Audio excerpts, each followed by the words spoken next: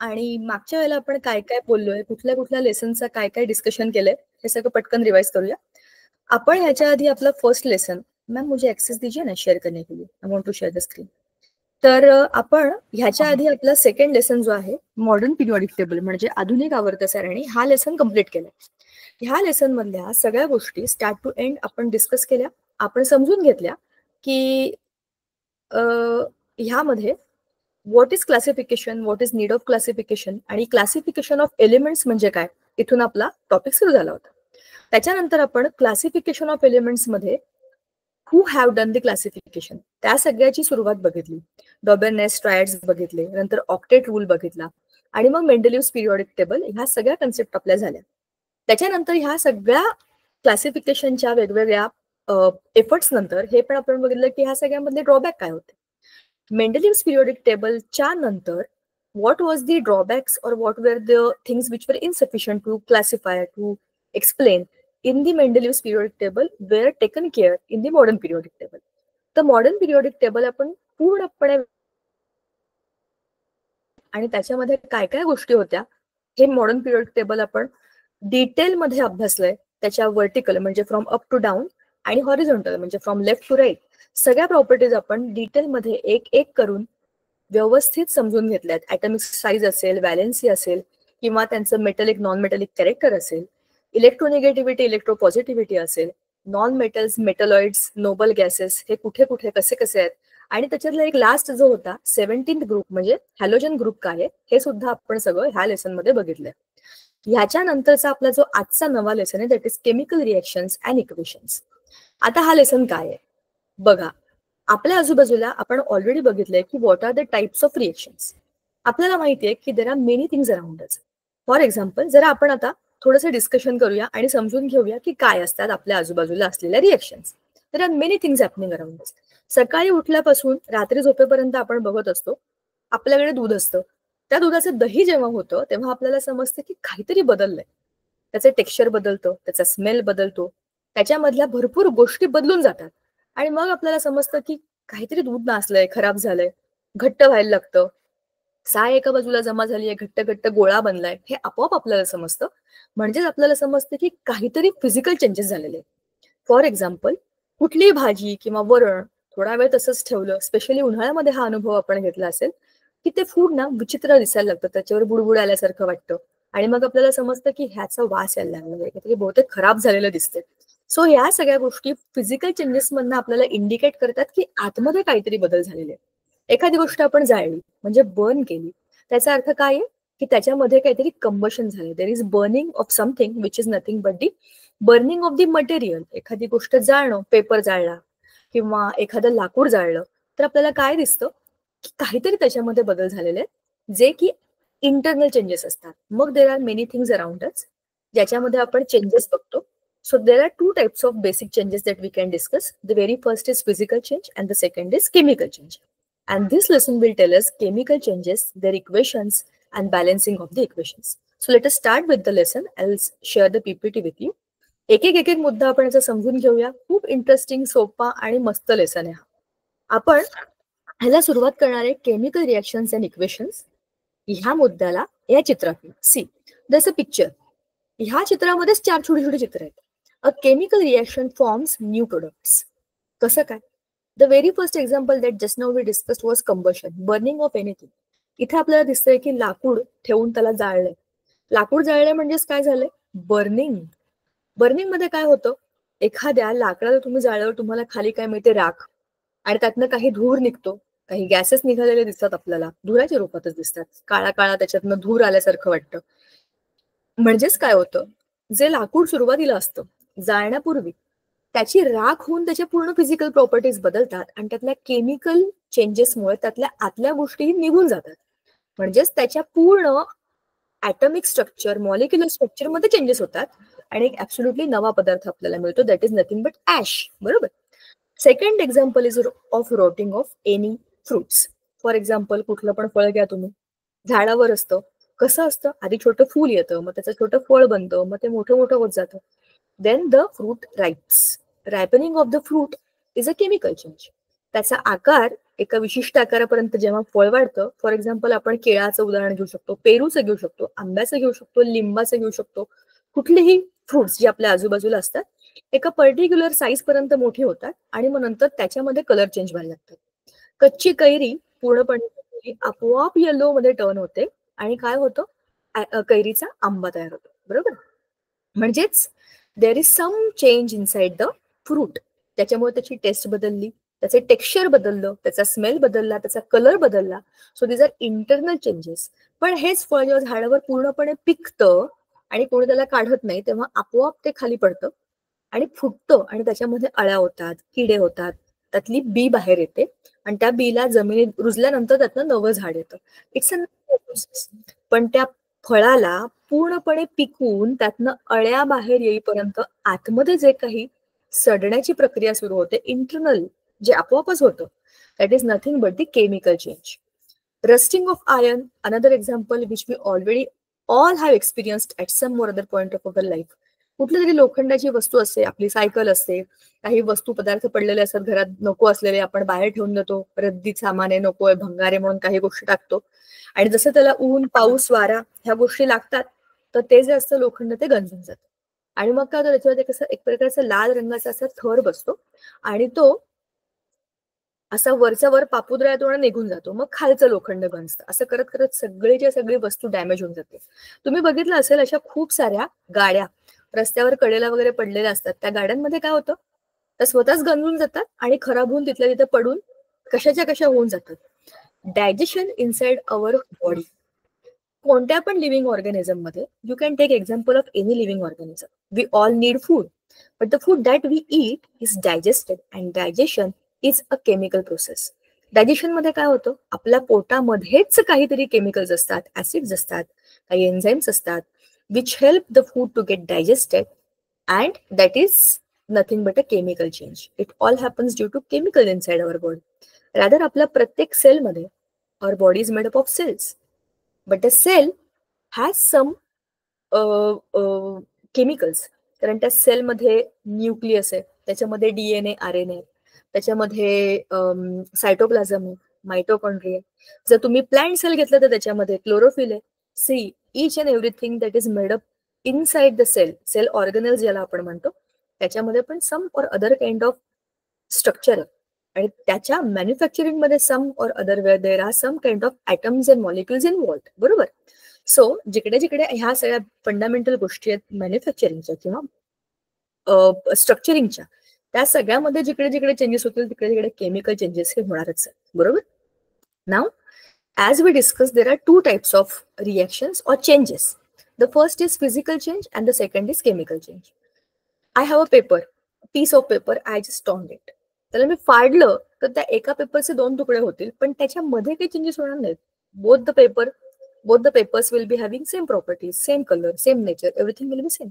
पण तोच पेपर जर मी जाळला तर काय होईल, तो पेपर बर्न होत होत होत होत त्याचा कार्बन होईल, म्हणजे काय होईल, तो काळा होईल. सो त्याच्यामध्ये इंटरनल ॲटॉमिक आणि मॉलिक्युलर लेवलला काहीतरी चेंजेस झाले तर तो होतो chemical change, otherwise that is just a physical change. The best example which confuses all the students is melting of ice. Ice आहे, त्याला मेल्ट केलं की त्याचं पाणी होतं. That water, if you boil it, that will convert to the water vapor. So from solid to liquid, from liquid to gases, if there is a change into the physical states of a material, then it's a physical change. कारण vapour मध्ये बघा किंवा liquid मध्ये बघा किंवा solid मध्ये पण बघा, that H2O is water.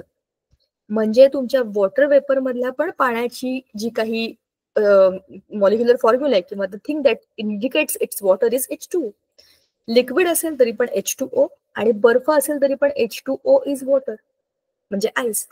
So त्या H2O मध्ये काही बदल झालेला नाहीये म्हणून it is only a physical change. Camphor म्हणजे कापूर नुसताच बरेच दिवस ठेवला तर तो आपोआप गायब होऊन जातो. It gets evaporated. Solid to directly gaseous state, sublimation, that is again a physical change. कारण की त्याच्यामध्ये एका फिजिकल स्टेटमधून दुसऱ्या फिजिकल स्टेटमध्ये the matter has changed. Though it has skipped the liquid state, but it's one of the example of sublimation, तर it's nothing but a physical change. बरोबर. So there's a list of few phenomena acting around us. तर त्याच्यामधलं physical कोणते आणि chemical कोणते आहे आपल्याला find out करायचं. Just now we discuss transformation of ice into water is a physical change. Cooking of food, see आपल्याकडे raw food असतं, भाज्या असतात किंवा धान्य असतं, त्याच्या आपण पोळी बनवतो, भाकरी बनवतो, किंवा भाज्या चिरून त्याची आपण जी आपण भाजी खातो ती भाजी बनवतो. सो त्या कुकिंग प्रोसेसमध्ये काय होतं, we actually break the bigger molecule into the smaller molecule. When we cook it, we just again change its form. त्याच्यामधल्या इंटरनल गोष्टींमध्येही आपण आता चेंजेस केलेत बिकॉज ऑफ कुकिंग और heating the internal structure of the material changes. So cooking is a chemical change.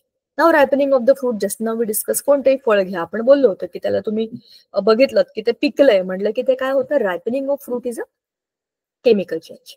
Milk turned into curd, आता हे मगाशी दिलेलं एक्झाम्पलच आहे, दुधाचं दही होणं. We know milk is very nicely liquid in state, we drink it every day, it is suggested to drink every day. पण हे जे मिल्क असतं, हे जसं आपण when we see की it is turning into the curd, त्याचा वास बदलतो, त्याचं टेक्स्चर बदलतो आणि त्याचं स्ट्रक्चर पण बदलायला लागतं. Though it is just white in colour and if you keep it for even 2-3 more days it turns yellow.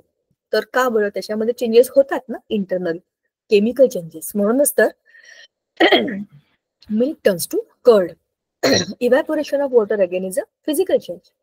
Digestion of food in the stomach, just now we discussed, digestion is a chemical process. Size reduction of naphtha balls expose to air, आपण मगाशी बोललो होतो, नॅफ्था ball घ्या किंवा तुम्ही camphor घ्या, solid to gaseous state is a sublimation reaction which is a physical change. Staining of Shahabad और Kadapa tile by lemon juice, आता ही विचार करण्यासारखी गोष्ट आहे. Lemon we know is acidic. Lemon juice if it is falling on the tile और कडप्पा और शहाबादी फरशी, ज्याला आपण म्हणतो ना फरशा असतात, then it makes a stain on it or maybe a hole. The reason is lemon is acidic, so that tile is getting affected due to the acidic effect of the lemon. So that change is a chemical change, कारण की त्या तुमच्या tiles वरती जे काही hole पडले, that is due to effect of acid. So it's a chemical change. Breaking of a glass object on falling from the height, काय असेल बरं, हे विचार करून सांगा. बरोबर आहे ना, इट्स अ फिजिकल चेंज. काचेची वस्तू आहे, हाईट वरून खाली पडली, काचेचे तुकडे तुकडे झाले. So the glass is broken in to the pieces is only changing its physical nature, its structure, its shape, but there's no change into the composition of that glass. ते जसं होतं तसंच ते राहणार आहे, only it is broken in to the small pieces. So physical properties have changed, yes, but not the chemical properties, so it's not a chemical change. So that was all about the chemical reactions. But when we say there's a chemical reaction, we need to have information about few things. Chemical reaction has a chemical equation. Equation means there are two sides, left hand side and right hand sides, and they both are equal. That is the main reason that we call it as equation. We have to equate it. जेवढे लोक left hand साईडला तेवढेच लोक right hand साईडला पाहिजे, त्यालाच आपण equation असं म्हणतो. द रिझन, इक्वेशन मध्ये काही लोक रिॲक्ट करतात in few conditions and they give the products. So the people who react, people म्हणजे atoms and molecules, the things which react will be the reactants. मग त्याच्यामध्ये कोण असणार, atoms and molecules of the reactants. मग ते एकत्र आले की you will indicate that with a plus sign. Now here's an example, H2 plus O2. H2 is a molecule of hydrogen. O2 is another molecule of oxygen. When they both are combined by a chemical process, this plus is not just plus of mathematics. This plus is plus of chemistry. When there is a bond of these atoms. आता काय होतं, hydrogen आणि ऑक्सिजनचे हे दोन molecules जेव्हा जवळ येतात तेव्हा त्यांच्यामध्ये काही केमिकल रिएक्शन होते आणि त्याच्यातनं एक नवा प्रोडक्ट बनतो, which is a compound, which is H2O, right? Now H2 and O2 are both molecules of elements, but H2O is molecule of a compound. So elements come together to form compounds, as we all know. But yeah, H2O मध्ये now there is hydrogen also and oxygen also. So hydrogen and oxygen are the reactants in this reaction, and H2O is the product of this reaction. Understood? But these two hydrogen and oxygen, when they combine to change to H2O is indicated by an arrow. तर हा जो arrow आहे, this is an indication की left hand side वरनं आता गोष्ट right hand side कडे चालली आहे आणि मध्ये काय आहे, arrow. म्हणजे हे लोक चेंज होऊन तिकडे चाललेत. So that equal to or this line is having the same meaning as we have in the mathematics. Ki that arrow indicates these people are changing into that people. It's so simple. आता H2 आणि O2 हे gases आहेत. H2O is a liquid. So we have all the provisions of giving all the information required for any chemical reaction in a small, systematic, yet very useful way. मग आता एक एक गोष्ट आपण समजून घेऊया.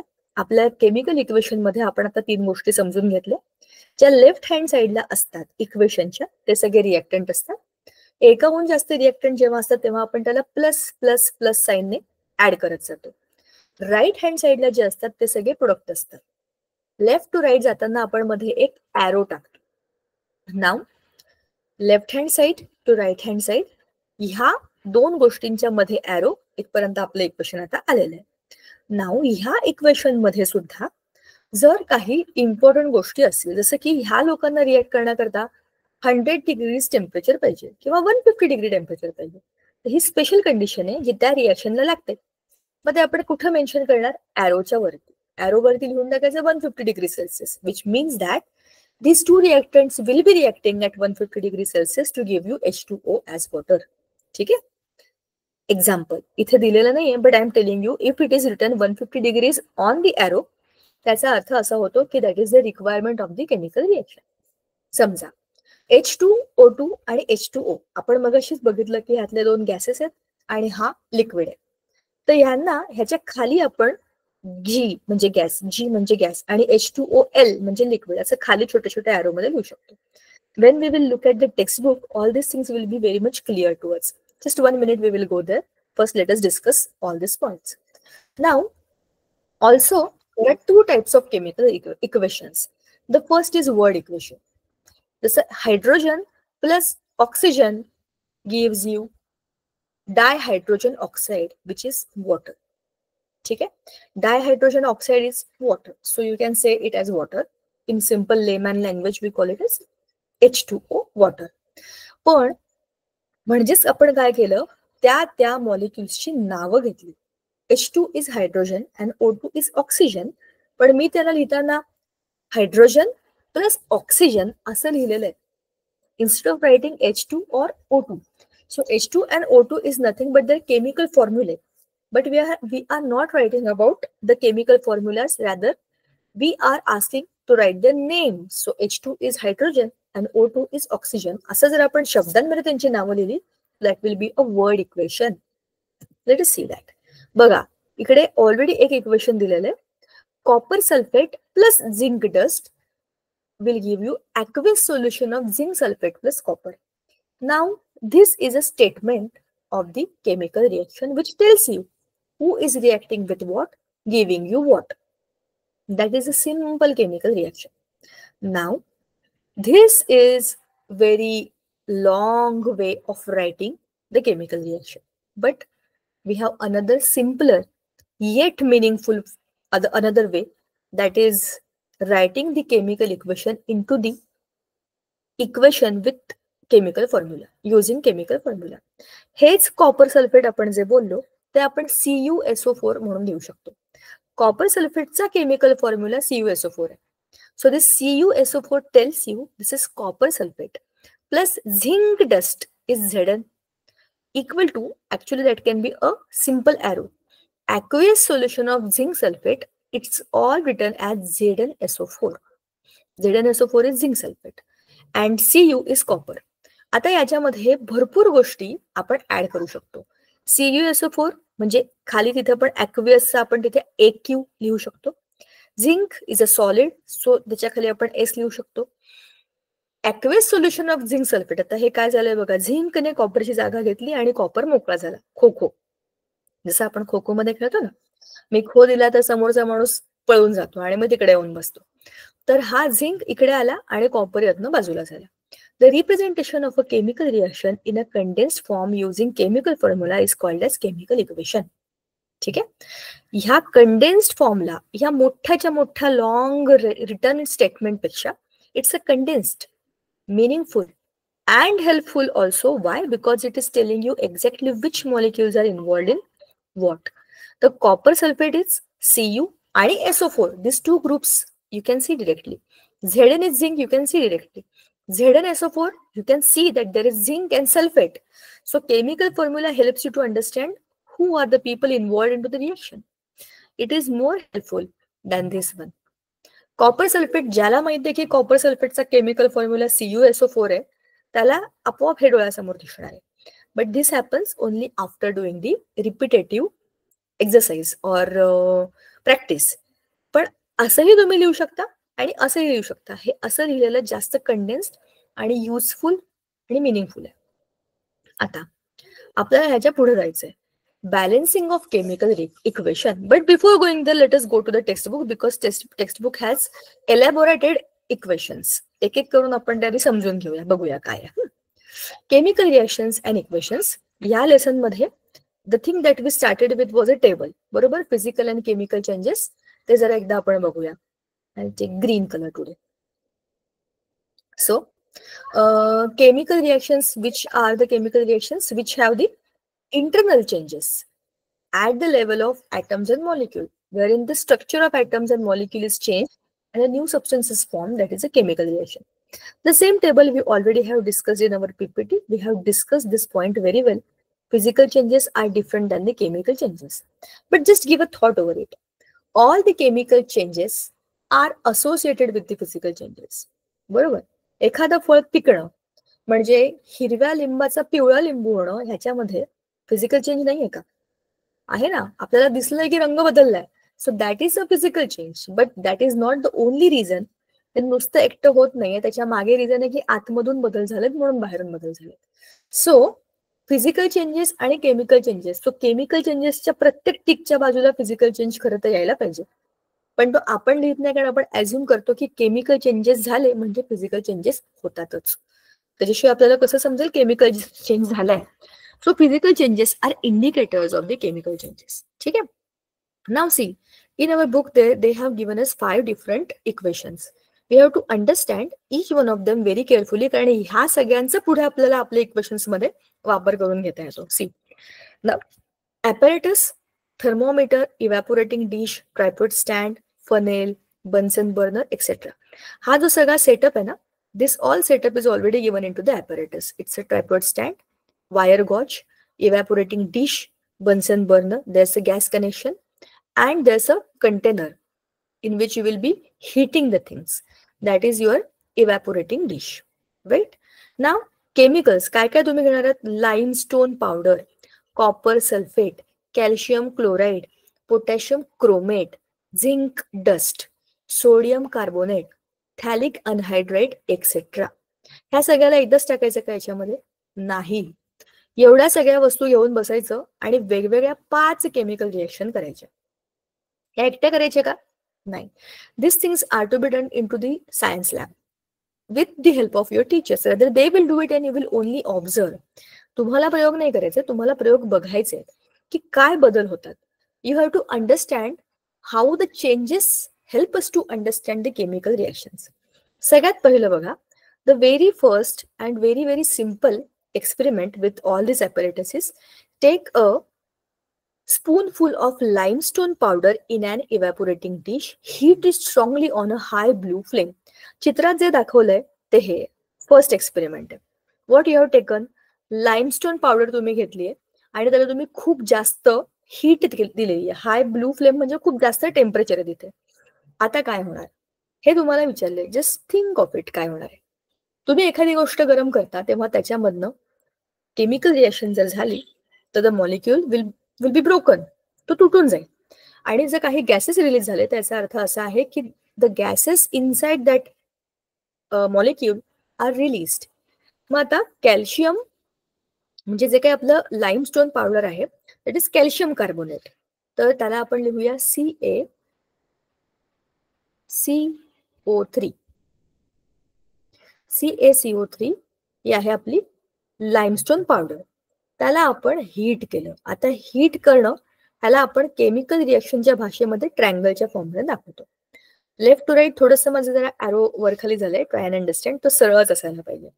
कॅल्शियम कार्बोनेटला मी हीट केलं तर मला मिळतो calcium oxide plus CO2 gas. म्हणजे आता याच्यामध्ये काय झालं, एक मोठा मॉलिक्यूल कसला, कॅल्शियम कार्बोनेटचा, it is broken into 2 small molecules. कसा, CA आणि इथला एक O आणि उरला काय CO2 आणि CO2 is a gas, so तो वर गेला इंटू द गॅशियस फॉर्म, तो त्याला वरच्या एरोने दाखवतात. CaCO3 काय आहे, सॉलिड. तर मी इथे याला सॉलिड लिहून टाकते. कॅल्शियम ऑक्साईड सॉलिड आहे, सॉलिड लिहून टाकते. आणि याच्यातनं जो गॅस रिलीज झाला तो CO2 वरच्या बाजूला रिलीज इंटू द एअर, म्हणून त्याला वरच्या बाजूला अपवर्ड एरोने दाखवतात. आता हे जे काही आहे ह्याच्यामध्ये आपण मगाशी जे बोललो होतो की आपली केमिकल रिएक्शन लिहिताना आपण जसे रिएक्टंट, प्रोडक्ट आणि त्याच्या कंडिशन्स मांडतो, त्याच्यामध्ये इथे लेफ्ट हँड साइडला आहे आपलं रिएक्टंट जो आहे कॅल्शियम कार्बोनेट. राईट हँड साइडला आहेत products of this reaction are calcium carbonate and carbon dioxide gas. म्हणजेच आपल्या केमिकल रिएक्शन मध्ये लेफ्ट हँड साइड आहे, राईट हँड साइड आहे, मध्ये ॲरो आहे, वर स्पेशल कंडिशन आहे. आपण सगळ्यांच्या स्टेट्स ऑफ द मॅटर पण लिहून टाकले आहेत. मी याला इथे खाली G लिहिलं नाहीये. G is for gaseous state but I have indicated that with an arrow, so already the purpose is served. CO2 is a gas, it's release and I have indicated by arrow. जर मी तसं नाही केलं तर आणखीन काय करू शकते मी इथे, I will show you, wait. जर मी याला CO2 ला ॲरो नाही केला तर मी त्याच्या खाली इथे I will write into the bracket G. म्हणजे माझ्या सगळ्या पदार्थांच्या, all the matter which is available here as a reactant or products, सगळ्यांच्या स्टेट्स ऑफ द मॅटर मी इंडिकेट केले. So my chemical reaction is complete with both the things. Now let us understand the second chemical reaction. That is a very, very useful and very elaborated reaction. Add zinc dust into the copper sulfate CuSO4 solution. आता याच्यामध्ये काय करायचंय बघा, zinc plus CuSO4 ही chemical reaction आपल्याला खाली दिलेली आहे, ती आपण आरामात एक एक करून एक एक स्टेप मध्ये ती शिकणार आहे. Add potassium chromate K2CrO4 solution to barium sulfate solution. Add sodium bicarbonate Na2CO3 solution to calcium chloride. Take phthalic anhydride in the evaporating dish. या सगळ्या केमिकल रिएक्शन्स एक एक करून आपण सोडवणार आहे. एक मिनिट. आता त्यातली एक जो टेबल आहे तो जरा 1 मिनिटाकरता आपण बघूया की ह्या टेबलमध्ये काय दिलेलं आहे. जस्ट अंडरस्टँड दिस टेबल.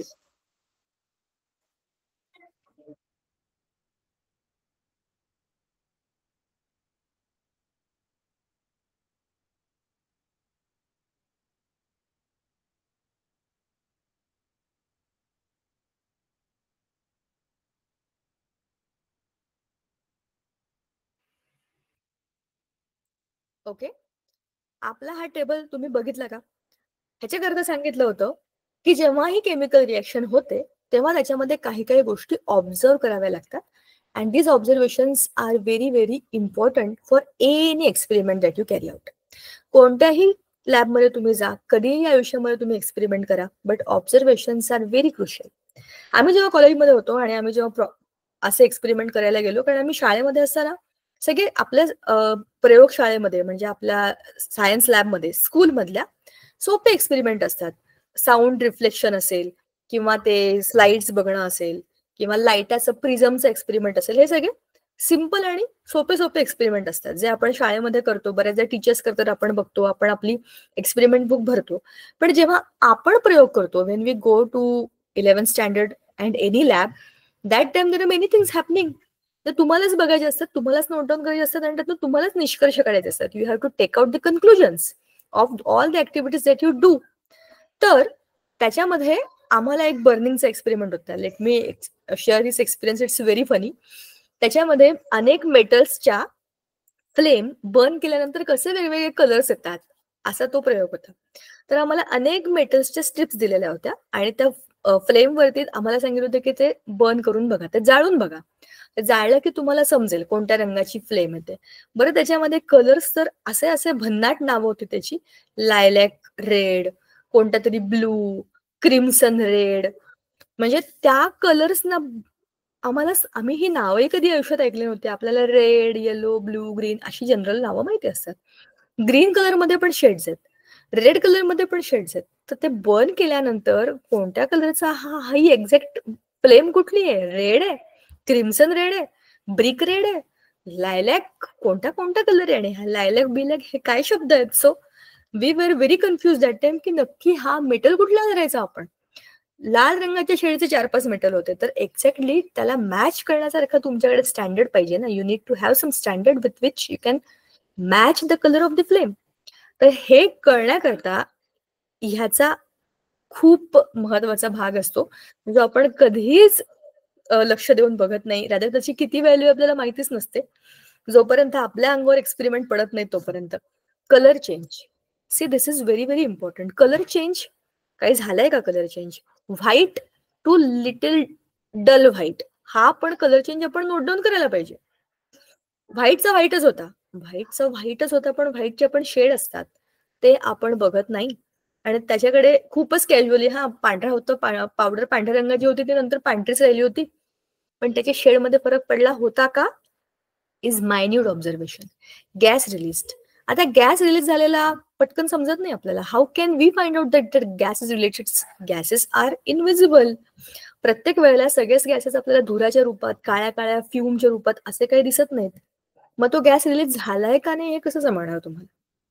तुमच्या डोळ्यासमोर काहीतरी वाफांसारखं चाललंय, तुम्हाला दिसलं तर येस, गॅस इज रिलीज.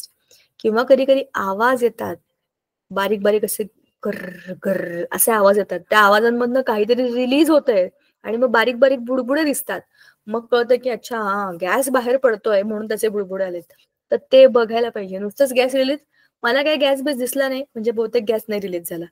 पण तिथे नाही दिसला, खालून दिसत होते ना बुडबुडे, बारीक बारीक छोटे छोटे डॉट्स आले होते, ते गायब झाले, फुटून गेले, म्हणजेच गॅस रिलीज झाला होता. हे कसं समजणार? जोपर्यंत माहित नाही किंवा कोणतरी सांगत नाही. म्हणून हे ऑब्झर्वेशन टेबल तुम्हाला बघायला सांगितलं होतं, कारण की हे कोणीच बघत नाही.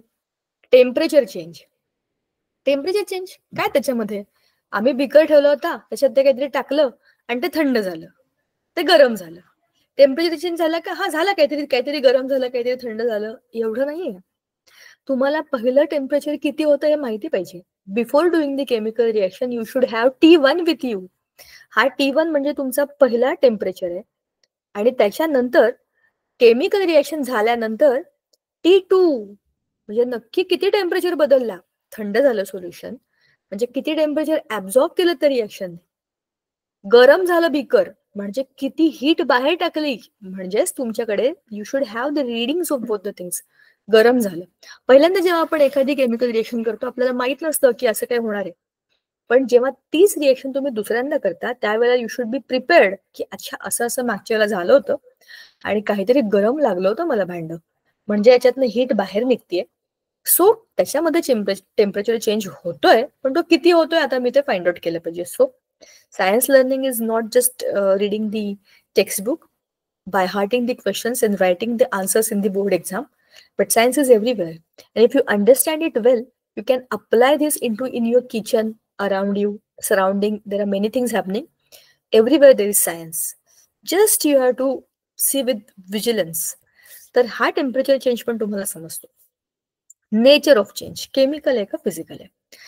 आता तुम्हाला ह्या सगळ्याच्या नंतर हा विचार करायचा आहे की the substance that you already had taken as reactants, has it really changed its internal makeup? If it is yes, then it is a chemical change. If it is no, then it is only a physical change. So ह्या सगळ्यामधनं तुम्हाला तिकडे जायचंय. ठीक आहे. आता पुढे जायचंय आपल्याला की ह्या सगळ्याची आपल्याकडे नोंद ठेवायची, म्हणून हा टेबल दिला होता ज्याच्याकडे खूपदा दुर्लक्ष होतं. But trust me guys, this is the backbone of science. Your observations is nothing but your fundamental study which leads you to some kind of conclusion.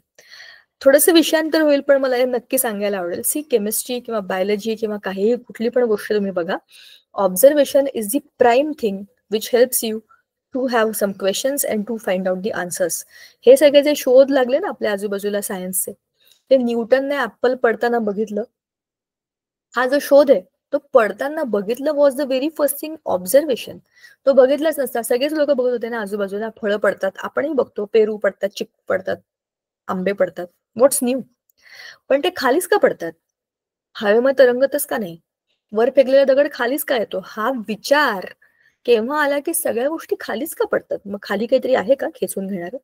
हा यायला पाहिजे. सो त्याच्याकरता ऑब्झर्वेशन गरजेचे असतात, म्हणून तो टेबल गरजेचा आहे. केमिकल चेंज होत आहेत हे तुम्हाला समजेल कसं कसं?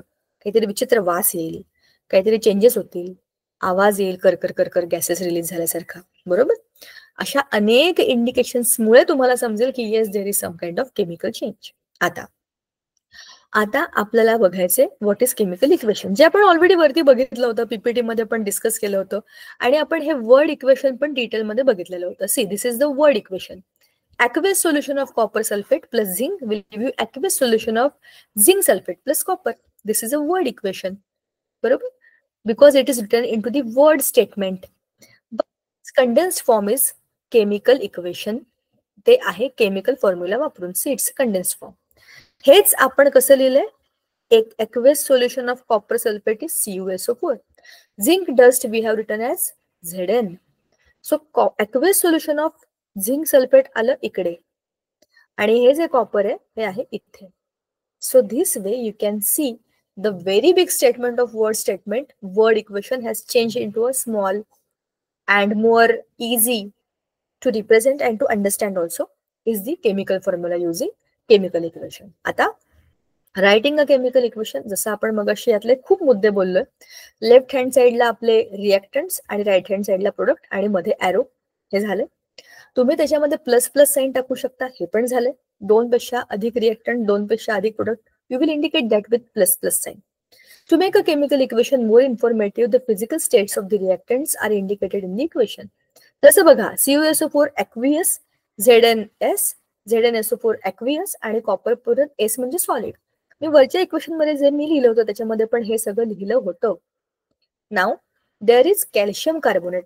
हे ते इक्वेशन आहे जे मी लिहिलं होतं वरती. बघा, हा आपल्याला दिलेला 5 एक्सपेरिमेंट मधला पहिला एक्सपेरिमेंट आहे. कॅल्शियम कार्बोनेटला तुम्ही हीट केलं, कॅल्शियम ऑक्साईडची सॉलिड मिळाली आणि CO2 गॅस. एक्झॅक्टली सेम मी लिहिलं होतं की नाही? Arrow upside because it's a gas. तसं नाही लिहायचं तर तुम्ही त्याला खाली जी म्हणून पण लिहू शकता, इट्स अ गॅस. नाव हेच आपण आणखीन एलॅबोरेट केलं तर कॉपर सल्फेट प्लस झिंक या दुसऱ्या इक्वेशन मध्ये बघा, copper sulphate plus zinc will give you ZnSO4 plus copper heat. So ह्या केमिकल रिएक्शन मध्ये आपल्याला एक स्टेप पुढे जाऊन हीट इज लिबरेटेड हे सांगितलंय. In this chemical reaction it is not just about who is reacting with what to give you what, but along with that, what is the role of temperature, whether the temperature is absorbed or it is released. ही पुढची step आहे. तर heat is liberated, so this reaction will heat up the container that you have chosen for the reaction. तर तुमचं beaker गरम होणार आहे, कारण की याच्यामध्ये हीट जनरेट झालेली आहे. म्हणजेच तुम्ही तुमच्या केमिकल रिएक्शनला आणखी एक लेवल वर जाऊन डिस्क्राईब केलंय याच्यामध्ये. So your equation, chemical equation, helps you to give all the possible information. Just you need to understand how to write it, and it's very very simple. आता खाली बघा, आपल्याला आणखी एक रिएक्शन दिलेली आहे. या रिएक्शन मध्ये व्हेजिटेबल ऑइल आहे, ते आहे लिक्विड स्टेट मध्ये. It's a oil, it's an oil. Oil is in the liquid state, written by L. H2 is a gas, hydrogen gas. ह्या जेव्हा आपल्या व्हेजिटेबल ऑइल मध्ये आपण पास करतो, जसं मशिनरी, त्याच्यामधनं आपल्याला वनस्पती घी मिळतं. वनस्पती घी म्हणजे डालडा सोप्या भाषेमध्ये. हे डालडा कसं बनतं? त्या व्हेजिटेबल ऑइल मध्ये तुम्ही हायड्रोजन गॅस पास करता, but you need to heat it at 60 degree Celsius, आणि हेच टेम्परेचर मॅन्डेटरी आहे, हे पाहिजेच तिकडे. तरी सुद्धा ही रिएक्शन होणार नाही जोपर्यंत तुम्ही त्याच्यामध्ये निकेल हा एक एलिमेंट आहे आणि हा कॅटलिस्ट म्हणून टाकत नाही, तोपर्यंत तुमची रिएक्शन पूर्ण होणार नाही, फास्ट होणार नाही. म्हणजेच काय, काही रिएक्शन होण्याकरता काही लोक असण्याची गरज असते. त्यालाच आपण कॅटलिस्ट म्हणतो. Catalyst never take part in to the chemical reaction, they just fasten the speed the pace of the reaction. आता कॉपर प्लस 4HNO3. आता स्पेशल इन्फॉर्मेशन पण तुम्ही लिहू शकता, जसं HNO3 इज नायट्रिक ऍसिड. या नायट्रिक ऍसिडला ऍक्वियस फॉर्म मध्ये म्हणजे पाण्याबरोबर डायल्यूट केलेलं nitric acid is dilute acid. ह्या ऍसिडला तुम्ही कॉपर बरोबर जेव्हा रिॲक्ट करता तेव्हा तुम्हाला काय मिळतं? Copper nitrate. ठीक आहे, copper nitrate is a compound. NO2 is a gas that is released after reaction with concentrated HNO3. But if you take the dilute HNO3, बघा HNO3 ऍक्वियस म्हणजे ऍक्वियस फॉर्म मध्ये आहे, म्हणजे लिक्विड फॉर्म मध्ये. ऍक्वियस म्हणजे लिक्विड फॉर्म मध्ये. आणि ह्याला तुम्ही डायल्यूट केलं म्हणजे त्याच्यातलं पाण्याचं प्रमाण वाढवलं तर तेच तुमचं कॉपर जे काय आहे ते कॉपर नायट्रेट तर देईल, पण NO2 गॅस न देता NO गॅस म्हणजे नायट्रोजन मोनॉक्साईड, आणि इथे आहे नायट्रोजन डायऑक्साईड. गॅसेस मध्ये बदल झाला, तुमचे प्रोडक्ट्स बदलले, कारण तुमचे रिएक्टंटची कॉन्सन्ट्रेशन लेवल बदलली. तुम्ही ऍसिड किंवा बेस घेताना तुम्ही ते स्ट्रॉंग घेताय का वीक घेताय, डायल्यूट घेताय का ते कॉन्सन्ट्रेटेड घेताय, याच्यावरती अवलंबून आहे की तुमची रिएक्शन फास्ट होईल का स्लो होईल आणि काय होईल. चला आता आपण हे जरा एका छान फनी एक्झाम्पलने समजून घेऊया. मी आणि माझी मैत्रीण, सी इट्स दीपिका, आणि माझी मैत्रीण आहे सोनाली. मी आणि सोनाली आम्ही दोघी आहोत रिएक्टंट. आम्ही गेलो 10th A च्या क्लासमध्ये. ही स्पेशल म्हणजे रिक्वायरमेंट आहे, ही केमिकल रिएक्शन होण्यासाठीची रिक्वायरमेंट आहे 10th A. आणि वेळ आहे सकाळी 11:30ची, आपल्या क्लासची वेळ. आम्ही दोघी रिएक्टंट आहोत. रिएक्शनची कंडिशन मी इथे लिहिलेली आहे, आणि आम्ही दोघींनी केला जॉमेट्रीचा लेसन 1 G1. हे आहे आमच्या दोघींच्या अभ्यासाचं प्रोडक्ट. आता हे दोघे आहेत रिएक्टंट, हा आहे प्रोडक्ट, आणि या आहेत कंडिशन्स.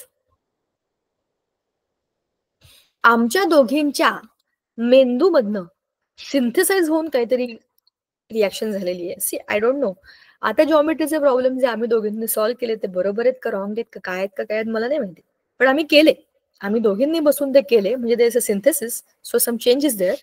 जे काही त्याच्या क्वेश्चन मधलं फॉर्मेशन होतं ते आम्ही चेंज करून मोडून तोडून नवीन काहीतरी बनवलं. So we already have done a small chemical reaction on the question which is asked in the geometry text book. पहिला लेसन आमचा संपला, 1 तासभर आम्ही बसलो, आमचा अभ्यास झाला. ह्या रिएक्टंटचं हे प्रोडक्ट आहे. आता जर मी हुशार आहे आणि ती पण हुशार आहे तर आमचं प्रोडक्ट लवकर येईल आणि चांगलं येईल. पण मीही मंद तीही मंद, आम्हाला मॅथ्सच समजत नाही तरी बसलोय आम्ही डोकं खात, मग हेही कठीण तेही कठीण. मी हुशार आहे ती मंद आहे, किंवा ती हुशार आहे मी मंद आहे, तरीही रिएक्शन मध्ये घोटाळा होणार आहे, बरोबर ना. मी काही पद्धतीने जाईन ती त्याच्यामध्ये काहीतरी वेगळंच विचारेल आणि ते सगळं डिस्टर्ब होईल आणि रिएक्शन होणार नाही, किंवा तिला बरोबर माहिती आणि मला समजत नाही तरी गोंधळ होईल. म्हणजेच काय, ही कंडिशन आहे कॉन्सन्ट्रेटेड आणि डायल्यूट.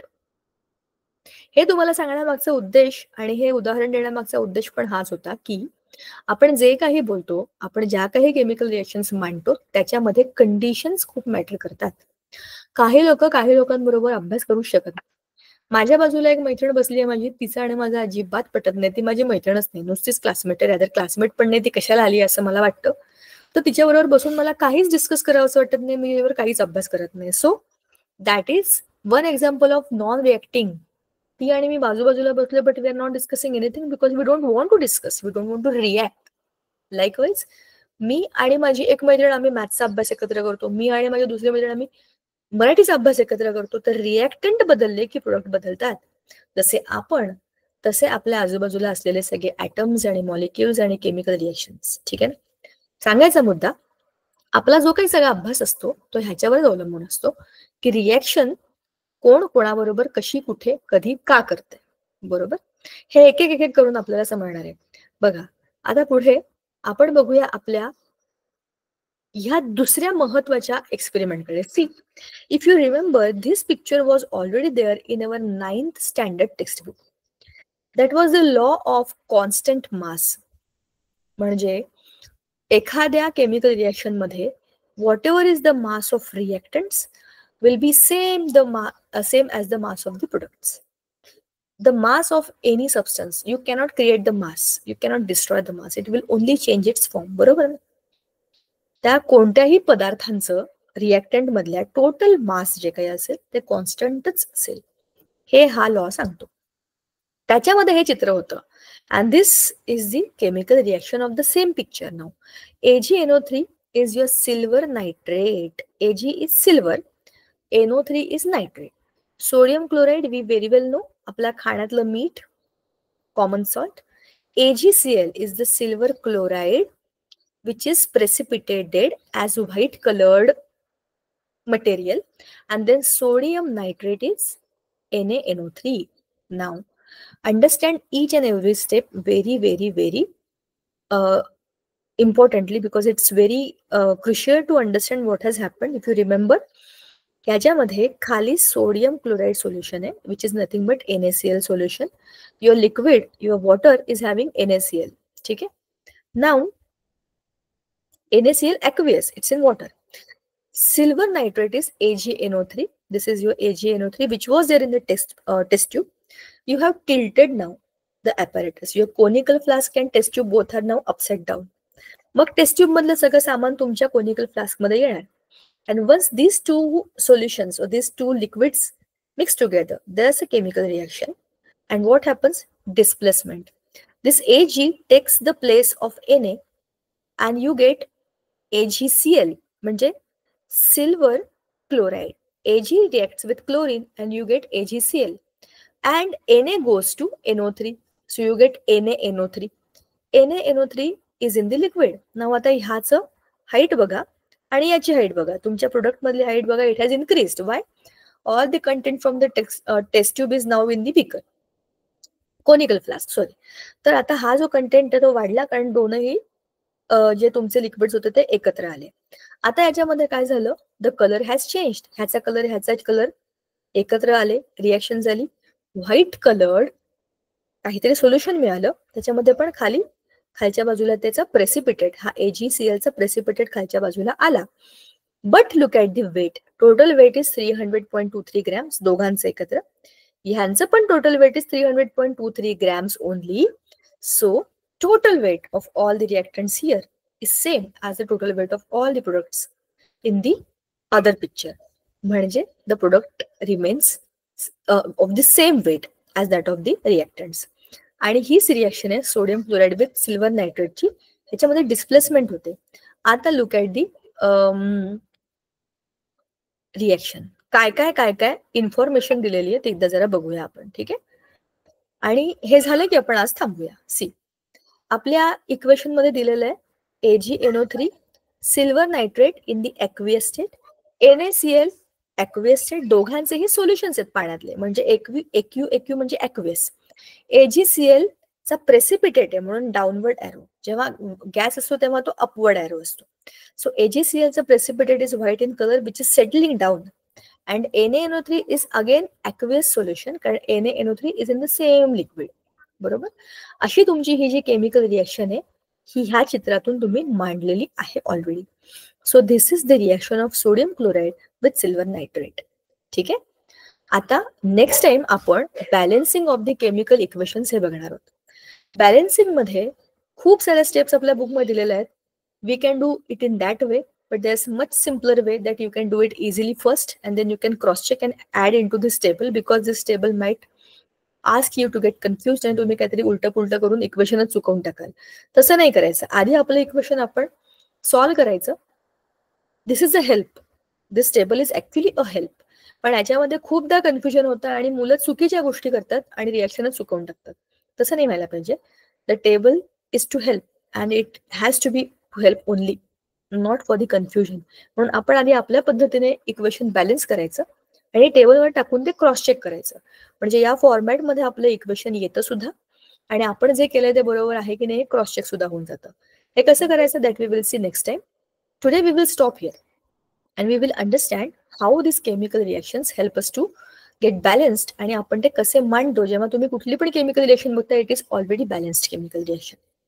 नसेल तर तुम्ही ती करू शकता जेव्हा तुम्हाला हे ह्यातले स्टेप्स समजतील तेव्हा. आजच्या दिवशी थांबूया आपण इथे. तुम्हाला काही शंका असतील, काही प्रश्न असतील, तुम्ही नक्की पुढच्या वेळेला मला विचारू शकता. आजच्या अभ्यासासाठी आणि गणपती उत्सवासाठी सुद्धा शुभेच्छा. भेटूया पुढच्या वेळेला. Thank you Sangeeta ma'am. Thank you ma'am.